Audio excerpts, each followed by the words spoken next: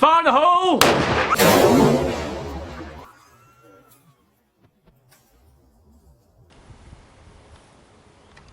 Tippi Tuesday.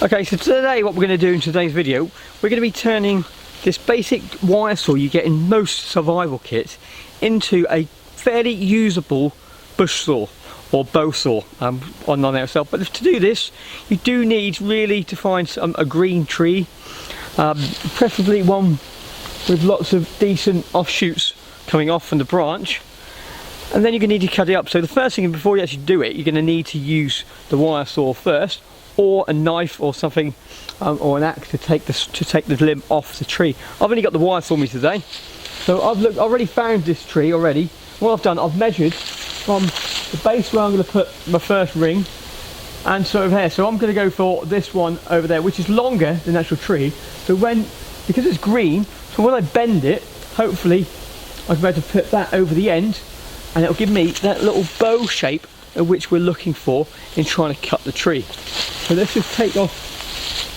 The first thing what I'll do, I'll take this front bit off.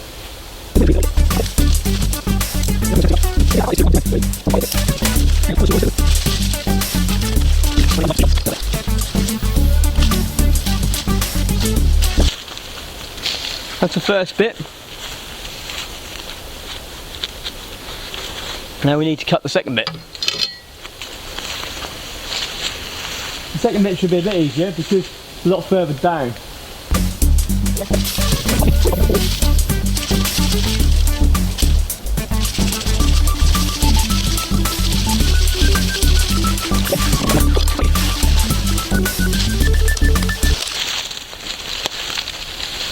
And here we are.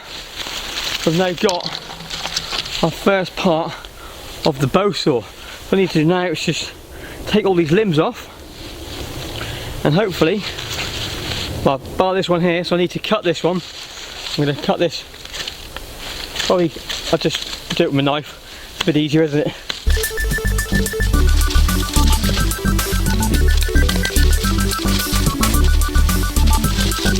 Just got rid of that. So that's one of the hooks we need.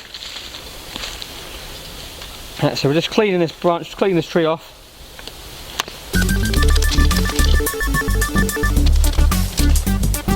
We're going to take this one down again, just so it's not so long.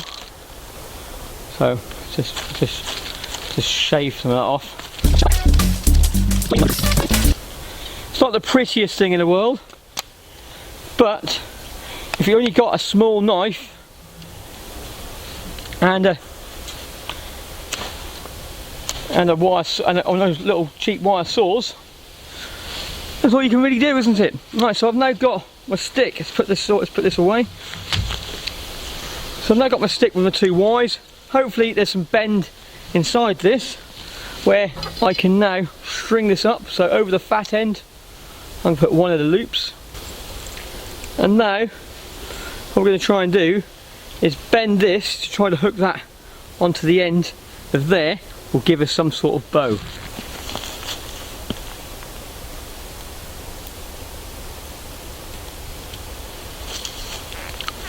There we go. Right, so we've now got a nice tight tree. We've got the bow, nettle and the stinger nettle, bow shape. It's green wood, so it's going to hold its strength a lot sooner. And now I'm going to use this to cut a bit more firewood for lunch now. So let's give this a go. Here we go, a nice fallen tree. Let's give this a go. I want that bit there.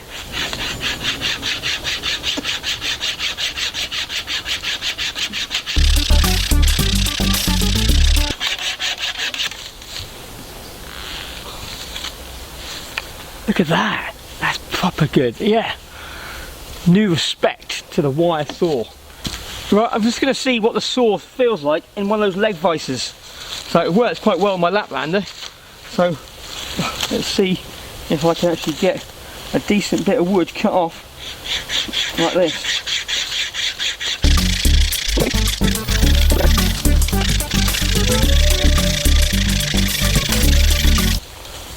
Whew.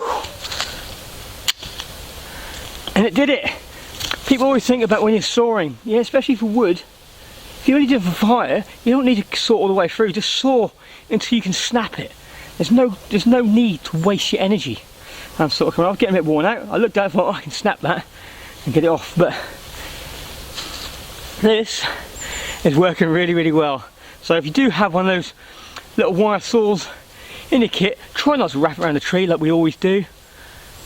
Make yourself a bow saw, and then you'll be jobs easy.